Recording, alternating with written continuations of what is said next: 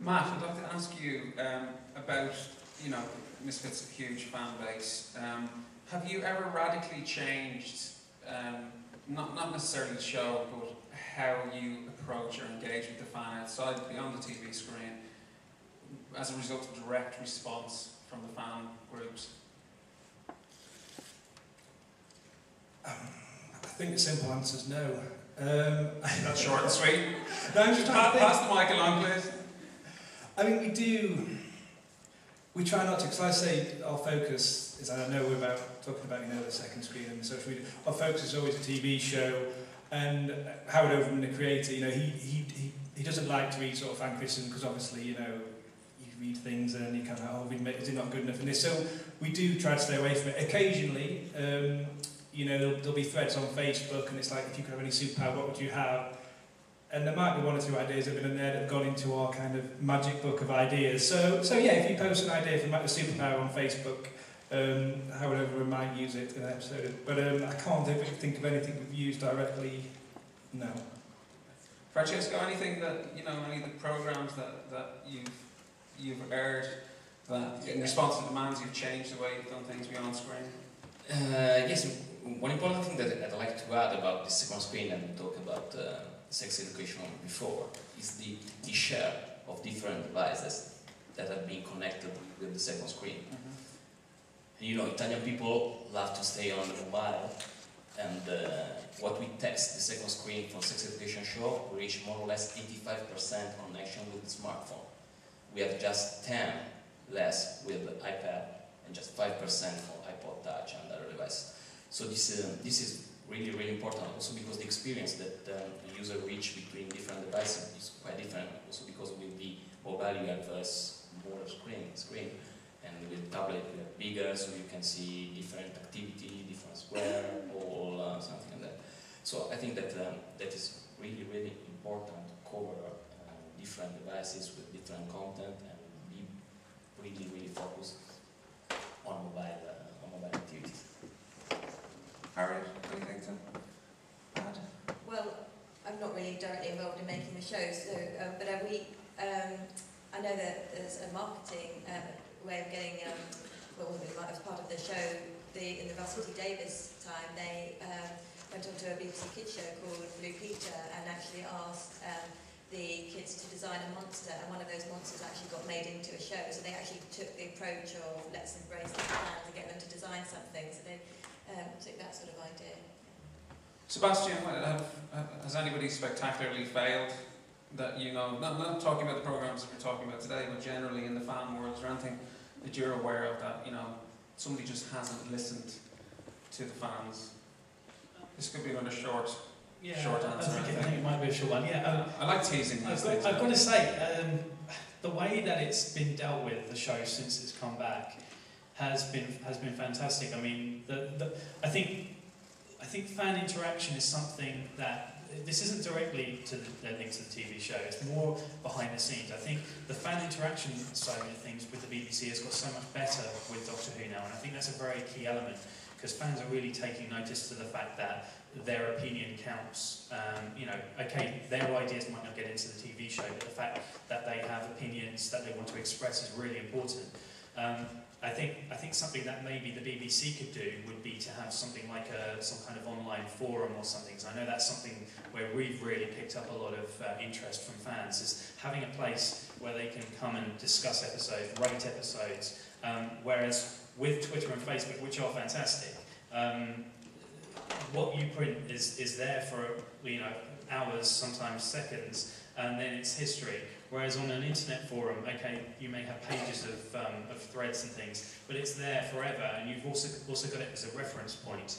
I think fans being able to express themselves and share things with other fans in that way, in a personal way, is something that could really be embraced. But on the flip side, it kind of makes sites like ours then redundant. So maybe BBC don't do that. Okay, and while you have the mic, I mean, I wanted to ask you, what makes you stay with Doctor Who? What makes you such a uber fan, super fan? A non-tattoo fan, yeah? Yeah, yes. Super fan. Well, unless you have any, fan, we don't want to see them. Well, it's basically Okay, so I'm a fan, right? I was a fan. I started off as a fan. That's what got me into the show. But then when we when we discovered that we had fans of our site as well, that's what really made it like almost like a drug. You're then responsible for providing something for fans, and so then that's when you want to work with people like the BBC as close as possible. And it's a wonderful feeling to know that you're part of this big cog of Doctor Who that's been around since before, in my case, before you were born.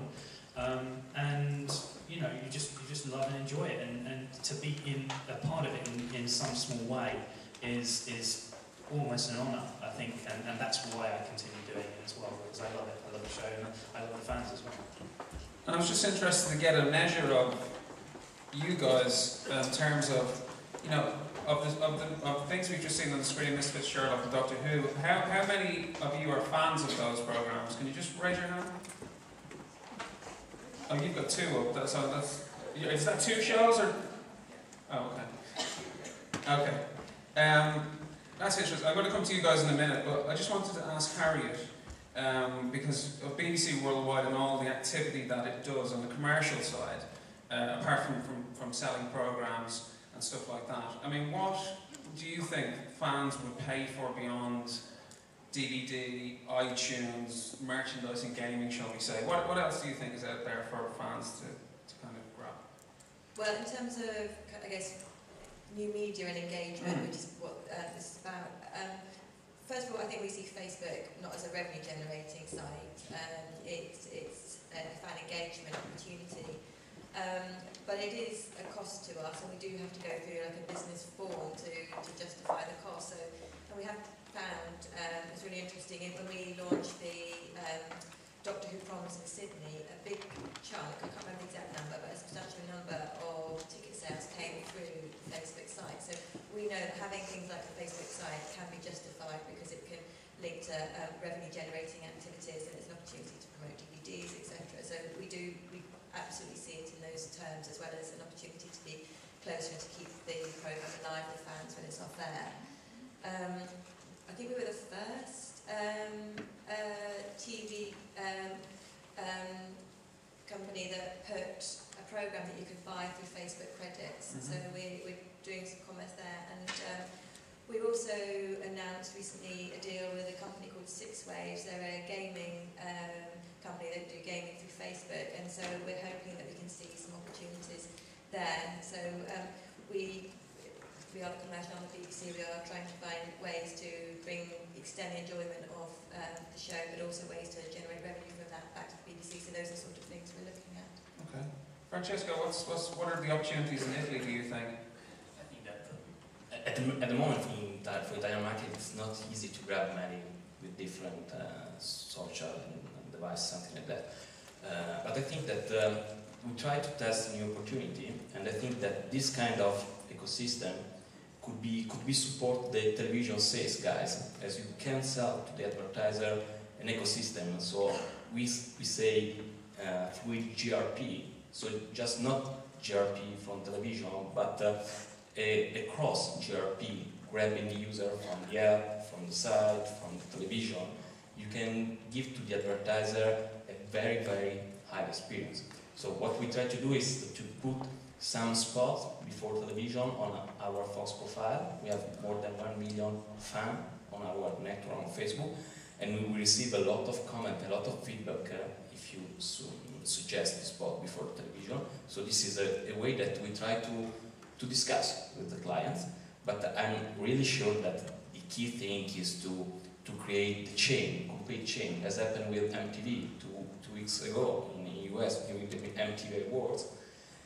Pepsi sent out a spot on television, an overlay and a skin on the site, and personalize the app of MTV. So if you join every different device, content, television, app, and site, in the meantime, in the same hour, we see just one advertisement. So for me, this is a good change, a great opportunity for broadcaster, for the sales guys, but for the companies too. Matt, have you anything to chime in on? I mean, I think it's the challenge that we face in the next sort of 5 to 10 years of getting people to pay for extra online content, because we love to make it, but there's a cost involved, whether it's production fee when we create online episodes, or even when we do the sort of fictional Twitter accounts with the characters. There are costs involved, and it's great to do, but we've got to find a way to make money out of it, really. So, or do at least just to break even and pay people to do it. So we tried last year. We released a Misfits app, which was called Misfits Community Service, and it was a free to download app, and it's still available to download if you want to check it out. And it's a Farmville type game where you're on community service with the gang, and you do little sort of tasks like scrubbing graffiti and putting things in the bins, and you got experience points. And there's an element to it where it was free to download. You could play happily with no cost, or you could spend money to sort of leapfrog into later levels. And we tried that, and it just didn't do that well, to be honest. So we have been trying to find ways to sort of, try and self-finance ourselves, but at the moment we've not quite cracked it. So I think it's a thing, the sort of challenge for social media and transmedia next sort of 5 years. Okay, and I want to ask you, just in the beyond the TV screen world, what's the coolest kind of thing you've seen from not just any broadcasters here today, but just in general? What's the thing that you've said, wow, I wish we did that? Is there anything? You want to pick that one up? Did you mention something about Doctor Who recently? Sorry, I know that's hard. Me or? Did I? Ponds. Oh yes, that's right. That was really cool. Pond Life, which is quite similar to your Vegas extra content that you did on Misfits. There was Pond Life, which was mini episodes that do 2 minutes episodes, which gave you what the ponds have been doing since you last saw them, and then that actually led to a cliffhanger. And I think what we are learning, and I kind of alluded to before, is when it's linked to the narrative and you're going with the narrative that's very linked to the show and is of the values of the show, that's when you get the best response. I can't remember what it was, but there was a show that gave a kit of content out there and got fans to create their own trail, and I wish I'd thought of that.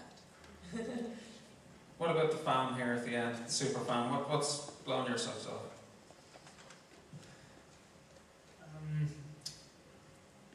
I think the thing that's blown